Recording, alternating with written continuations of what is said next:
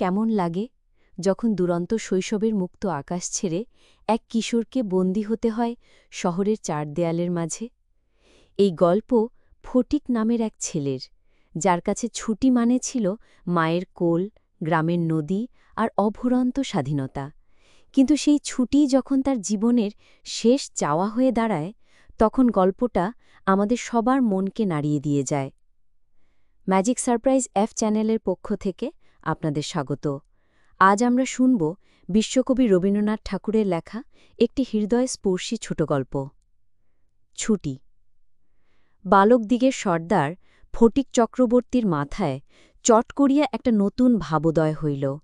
নদীর ধারে একটা প্রকাণ্ড শাল কাষ্ঠ মাস্তুলে রূপান্তরিত হইবার প্রতীক্ষায় পড়িয়াছিল। স্থির হইল সেটা সকলে মিলিয়া গড়াইয়া লইয়া যাইবে।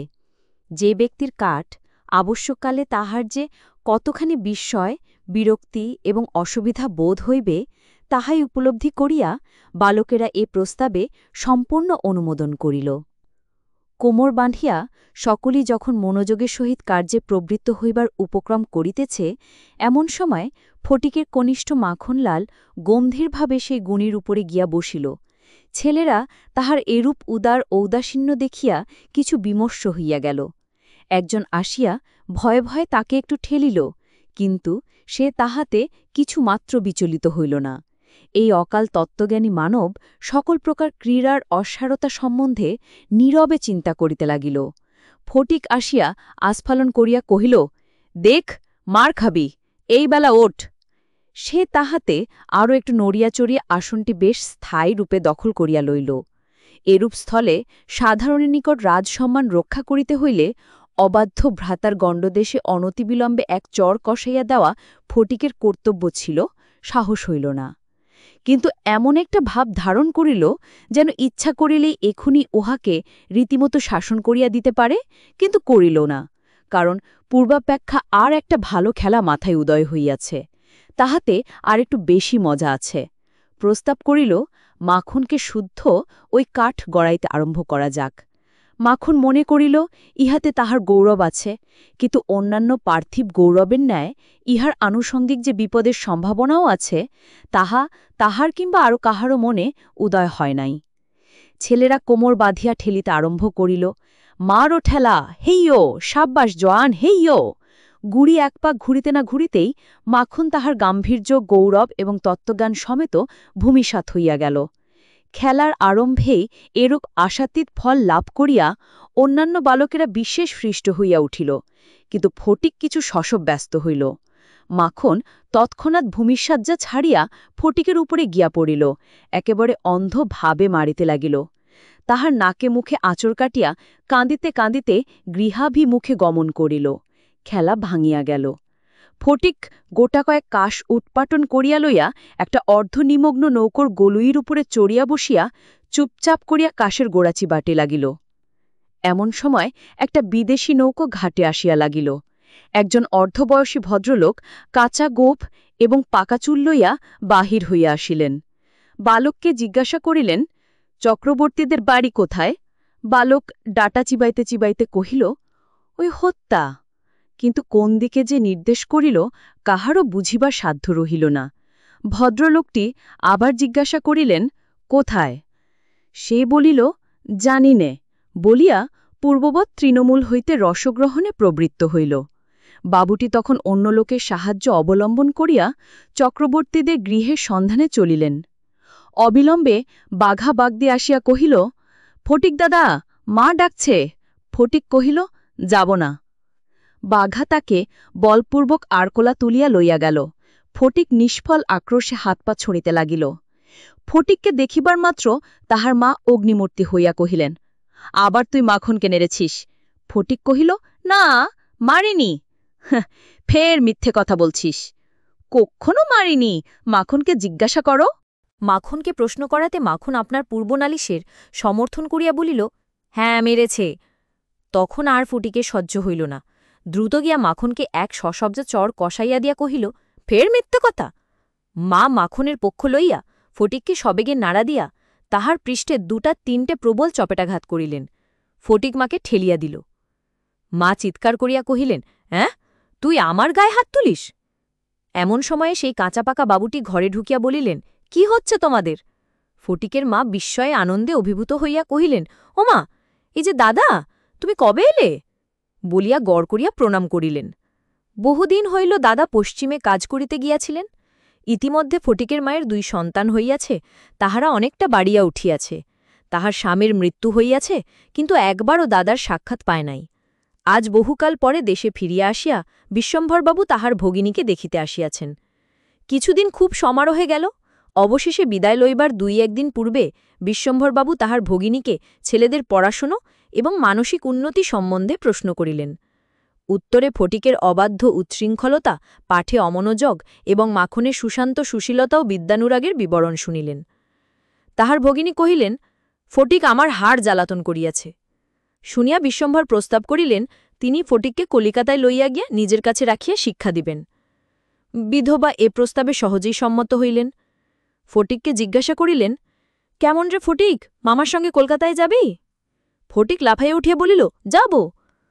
যদিও ফটিককে বিদায় করিতে তাহার মায়ের আপত্তি ছিল না, কারণ তাহার মনে সর্বদাই আশঙ্কা ছিল কোন দিন সে মাখনকে জলেই ফেলিয়া দেয়, কি মাথায় ফাটায়, কি একটা দুর্ঘটনা ঘটায়।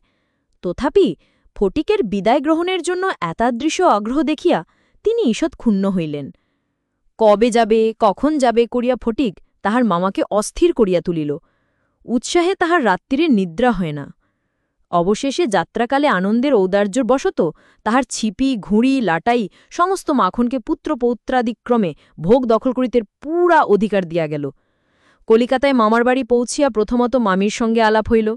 মামি এই অনাবশ্যক পরিবার বৃদ্ধিতে মনে মনে যে বিশেষ সন্তুষ্ট হইয়াছিলেন তাহা বলিতে পারি না। তাহার নিজের 3টে ছেলে নিয়া তিনি নিজের নিয়মে ঘরকন্যা পাতিয়া বসিয়াছেন। এর মধ্যে সহসা একটি 13 বছরের অপরিচিত অশিক্ষিত পাড়াগাঁয়ে ছেলে ছাড়িয়া দিলে কিরূপ একটা বিপদের সম্ভাবনা উপস্থিত হয়। বিশ্বম্ভরের এত বয়স হইল, তবু কিছুমাত্র যদি জ্ঞানকাণ্ড আছে। বিশেষত 13-14 বছরের ছেলের মতো পৃথিবীতে আর এমন বালাই নাই। শোভাও নাই, কোনো কাজেও লাগে না, স্নেহ উদ্রেক করে না, তাহার সঙ্গসুখ বিশেষ প্রার্থনীয় নহে। তাহার মুখে আধো আধো কথাও ন্যাকামি, পাকা কথাও জ্যাঠামি, এবং কথামাত্রই প্রগল্ভতা। হঠাৎ কাপড় চোপড়ের পরিমাণ রক্ষা না করিয়া বেমানান রূপে বাড়িয়া উঠে, লোকে সেটাকে তাহার একটা কুৎসিরী স্পর্ধাস্বরূপ জ্ঞান করে। তাহার শৈশবের লালিত্য এবং কণ্ঠস্বরের মিষ্টতা সহসা চলিয়া যায়। লোকে সেই জন্য তাহাকে মনে মনে অপরাধ না দিতে পারে না। শৈশব এবং যৌবনের অনেক দোষ মাপ করা যায়, কিন্তু এই সময়ে কোনো স্বাভাবিক অনিবার্য ত্রুটিও যেন অসহ্য বোধ হয়। সেও সর্বদা মনে মনে বুঝিতে পারে পৃথিবীর কোথাও সে ঠিক খাপ খাইতেছে না। এই জন্য আপনার অস্তিত্ব সম্বন্ধে সর্বদা লজ্জিত ও ক্ষমাপ্রার্থী হইয়া থাকে। অথচ এই সময় স্নেহের জন্য কিঞ্চিত অতিরিক্ত কাতরতা মনে জন্মায়।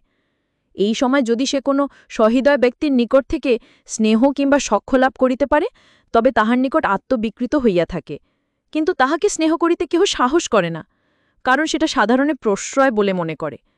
সুতরাং তাহার চেহারা এবং ভাবখানা অনেকটা প্রভুহীন পথের কুকুরের মতো হইয়া যায়।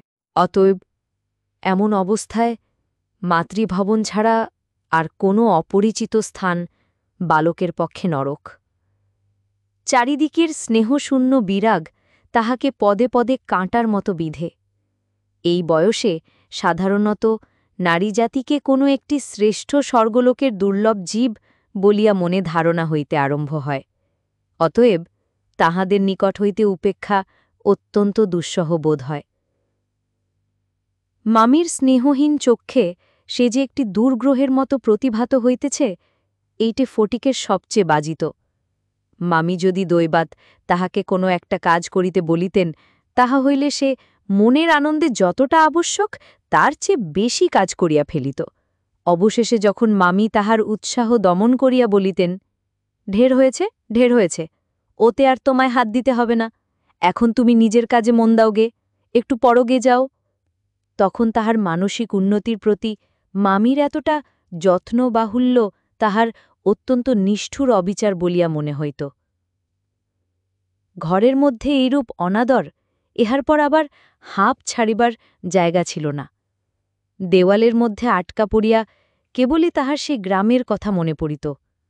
প্রকাণ্ড একটা ধাউস ঘুড়ি লইয়া ভোঁ ভোঁ শব্দে উড়াইয়া বেড়াইবার সেই মাঠ, তাইরে নাইরে নাইরে না, করিয়া উচ্চ ঈশ্বরে স্বরচিত রাগিনী আলাপ করিয়া অকর্মণ্যভাবে ঘুরিয়া বেড়াইবার সেই নদীতীর, দিনের মধ্যে যখন তখন ঝাঁপ দিয়া পড়িয়া সাঁতার কাটিবার সেই সংকীর্ণ স্রোতস্বিনী, সেই সব দলবল উপদ্রব, স্বাধীনতা এবং সর্বোপরি সেই অত্যাচারিণী অবিচারিণী মা অহর্নিশি তাহার নিরুপায় চিত্তকে আকর্ষণ করিত। জন্তুর মতো এক প্রকার অবুঝ ভালোবাসা, কেবল একটা কাছে যাইবার অন্ধ ইচ্ছা, কেবল একটা না দেখে অব্যক্ত ব্যাকুলতা, গোধূলি সময়ের মাতৃহীন বৎসের মতো কেবল একটা আন্তরিক মা মা ক্রন্দন সেই লজ্জিত শঙ্কিত শীর্ণ দীর্ঘ অসুন্দর বালকের অন্তরে কেবলই আলোড়িত হইত। স্কুলে এত বড় নির্বোধ এবং অমনোযোগী বালক আর ছিল না। একটি কথা জিজ্ঞাসা করিলে সে হাঁ করিয়া চাহিয়া থাকিত। মাস্টার যখন মার আরম্ভ করিত তখন ভারক্রান্ত গর্ধবের মতো নীরবে সহ্য করিত। ছেলেদের যখন খেলিবার ছুটি হইত তখন জানালার কাছে দাঁড়াইয়া দূরের বাড়িগুলার ছাদ নিরীক্ষণ করিত। যখন সেই দ্বীপ্রহর রৌদ্রে কোনো একটি ছাদে দুই একটি ছেলেমেয়ে কিছু একটা খেলার ছলে ক্ষণেকের জন্য দেখা দিয়া যাইত, তখন তার চিত্ত অধীর হইয়া উঠিত। একদিন অনেক প্রতিজ্ঞা করিয়া অনেক সাহসে মামাকে জিজ্ঞাসা করিয়াছিল, মামা, মার কাছে কবে যাব? মামা বলিয়াছিলেন, স্কুলের ছুটি হোক। কার্তিক মাসে পূজার ছুটি, সে এখনও ঢের দেরি। একদিন ফটিক তাহার স্কুলের বই হারিয়া ফেলিল। একে তো সহজে পড়া তৈরি হয় না, তাহার পর বই হারাইয়া একেবারে নাচার হইয়া পড়িল। মাস্টার প্রত্যেক দিন তাহাকে অত্যন্ত মারধর অপমান করিতে আরম্ভ করিলেন। স্কুলই তাহার এমন অবস্থা হইল যে তাহার মামাতো ভাইরা তাহার সহিত সম্বন্ধ স্বীকার করিতে লজ্জা বোধ করিত। এহার কোনো অপমানে তাহারা অন্যান্য বালকের চেয়েও যেন বলপূর্বক বেশি করিয়া আমোদ প্রকাশ করিত। অসহ্য বোধ হওয়াতে একদিন ফটিক তাহার মামির কাছে নিতান্ত অপরাধীর মতো গিয়া কহিল, বই হারিয়ে ফেলেছি। মামি অধরের দুই প্রান্তে বিরক্তির রেখা অঙ্কিত করিয়া বলিলেন, বেশ করেছ, আমি তোমাকে মাসের মধ্যে 5 বার করে বই কিনে দিতে পারিনে। ফটিক আর কিছু না বলিয়া চলিয়া আসিল। সে যে পরের পয়সা নষ্ট করিতেছে এই মনে করিয়া তাহার মায়ের উপর অত্যন্ত অভিমান উপস্থিত হইল। নিজের হীনতা এবং দৈন্য তাহাকে মাটির সহিত মিশাইয়া ফেলিল। স্কুল হইতে ফিরিয়া সেই রাত্রে তাহার মাথা ব্যথা করিতে লাগিল এবং গা শিরশির করিয়া আসিল। বুঝিতে পারিল তাহার জ্বর আসিতেছে। বুঝিতে পারিল ব্যামো বাঁধাইলে তাহার মামির প্রতি অত্যন্ত অনর্থক উপদ্রব করা হইবে। মামি এই ব্যামোটাকে যে কিরূপ একটি অকারণ অনাবশ্যক জ্বালাতনের স্বরূপ দেখিবে তাহা সে স্পষ্ট উপলব্ধি করিতে পারিল।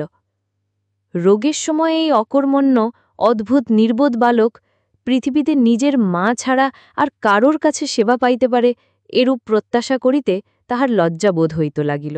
পরদিন প্রাতঃকালে ফটিককে আর দেখা গেল না। চতুর্দিকে প্রতিবেশীদের ঘরে খোঁজ করিয়া তাহার কোনো সন্ধান পাওয়া গেল না। সেদিন আবার রাত্রি হইতে মুষলধারে শ্রাবণের বৃষ্টি পড়িতেছে, সুতরাং তাহার খোঁজ করিতে লোকজনকে অনর্থক অনেক ভিজিতে হইল। অবশেষে কোথাও না পাইয়া বিশ্বম্ভরবাবু পুলিশে খবর দিলেন। সমস্ত দিনের পর সন্ধ্যার সময় একটা গাড়ি আসিয়া বিশ্বম্ভরবাবুর বাড়ির সম্মুখে দাঁড়াইল। তখনও ঝুপঝুপ করিয়া অবিশ্রাম বৃষ্টি পড়িতেছে। রাস্তায় 1 হাঁটু জল দাঁড়াইয়া গিয়াছে। 2 জন পুলিশের লোক গাড়ি হইতে ফটিককে ধরাধরি করিয়া নামাইয়া বিশ্বম্ভরবাবুর নিকট উপস্থিত করিল। তাহার আপাদ মস্তক ভিজা, সর্বাঙ্গে কাদা, মুখ চক্ষু লোহিত বর্ণ, থরথর করিয়া কাঁপিতেছে। বিশ্বম্ভরবাবু প্রায় কোলে করিয়া তাহাকে অন্তঃপুরে লইয়া গেলেন। মামি তাহাকে দেখিয়াই বলিয়া উঠিলেন, কেন বাপু, পরের ছেলেকে নিয়ে কেন এ কর্মভোগ? দাও, ওকে বাড়ি পাঠিয়ে দাও।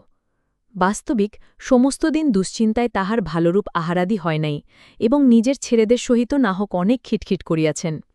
ফটিক কান্দিয়া উঠিয়া কহিল, আমি মার কাছে যাচ্ছিলুম, আমাকে ফিরিয়ে এনেছে। বালকের জ্বর অত্যন্ত বাড়িয়া উঠিল, সমস্ত রাত্রি প্রলাপ বকিতে লাগিল। বিশ্বম্ভরবাবু চিকিৎসক লইয়া আসিলেন। ফটিক তাহার রক্তবর্ণ চক্ষু একবার উন্মিলিত করিয়া কড়িকাঠের দিকে হতবুদ্ধিভাবে তাকাইয়া কহিল, মামা, আমার ছুটি হয়েছে কি? বিশ্বম্ভরবাবু রুমালে চোখ মুছিয়া স্নেহে ফটিকের শীর্ণ তপ্ত হাতখানি হাতের ওপর তুলিয়া লইয়া তাহার কাছে আসিয়া বসিলেন।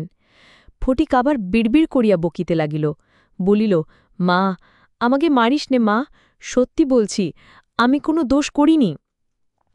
পরদিন দিনের বেলা কিছুক্ষণের জন্য সচেতন হইয়া ফটিক কাহার প্রত্যাশায় ফ্যালফ্যাল করিয়া ঘরের চারিদিকে চাহিল। নিরাশ হইয়া আবার নীরবে দেয়ালের দিকে মুখ করিয়া পাশ ফিরিয়া শুইল। বিশ্বম্ভরবাবু তাহার মনের ভাব বুঝিয়া তাহার কানের কাছে মুখ নত করিয়া মৃদুস্বরে কহিলেন, ফটিক, তোর মাকে আনতে পাঠিয়েছি। তাহার পরদিনও কাটিয়া গেল। ডাক্তার চিন্তিত বিমর্ষ মুখে জানাইলেন, অবস্থা বড়ই খারাপ। বিশ্বম্ভরবাবু স্তিমিত প্রদীপে রোগশয্যায় বসিয়া প্রতি মুহূর্তেই ফটিকের মতার জন্য প্রতীক্ষা করিতে লাগিলেন। ফটিক খালাসিদের মতো সুর করিয়া করিয়া বলিতে লাগিল, এক বাও মেলে না, দো বাও মেলে এ না। কলকাতায় আসিবার সময় কতকটা রাস্তা স্টিমারে আসিতে হইয়াছিল। খালাসিরা কাঁচি ফেলিয়া সুর করিয়া জল মাপিত। ফটিক প্রলাপে তাদেরই অনুকরণে করুণ স্বরে জল মাপিতেছে, এবং যে অকুল সমুদ্রে যাত্রা করিতেছে বালক রশি ফেলে কোথাও তাহার তল পাইতেছে না। এমন সময় ফটিকের মাতা ঝড়ের মতো ঘরে প্রবেশ করিয়াই উচ্চ কলরবে শোক করিতে লাগিলেন। বিশ্বম্ভর বহু কষ্টে তাহার শোকোচ্ছ্বাস নিবৃত করিলে তিনি শয্যার উপর আছাড় খাইয়া পড়িয়া উচ্চ ঈশ্বরে ডাকিলেন, ফটিক, সোনা, মানিক আমার। ফটিক যেন অতি সহজেই তাহার উত্তর দিয়া কহিল, মা আবার ডাকিলেন, ওরে ফটিক, বাপধন রে। ফটিক আস্তে আস্তে পাশ ফিরিয়া কাহকে লক্ষ্য না করিয়া মৃদুস্বরে কহিল, মা, এখন আমার ছুটি হয়েছে মা, এখন আমি বাড়ি যাচ্ছি। এই ছিল রবীন্দ্রনাথ ঠাকুরের লেখা কালজয়ী ছোট গল্প ছুটি। আশা করি গল্পটি আপনাদের হৃদয় স্পর্শ করেছে। এইরকম আরও সুন্দর সুন্দর গল্প শুনতে আমাদের YouTube channel magic surprise F subscribe করুন এবং পরবর্তী গল্পের নোটিফিকেশন সবার আগে পেতে বেল আইকনটি ক্লিক করতে ভুলবেন না। গল্পটি আপনার কেমন লাগলো তা আমাদের জানাতে লাইক ও কমেন্ট করুন এবং আপনার বন্ধু ও প্রিয়জনের সাথে শেয়ার করে এই আবেগময় মুহূর্তের ভাগিদার হন। আবারও দেখা হবে নতুন কোনো গল্পে। ধন্যবাদ।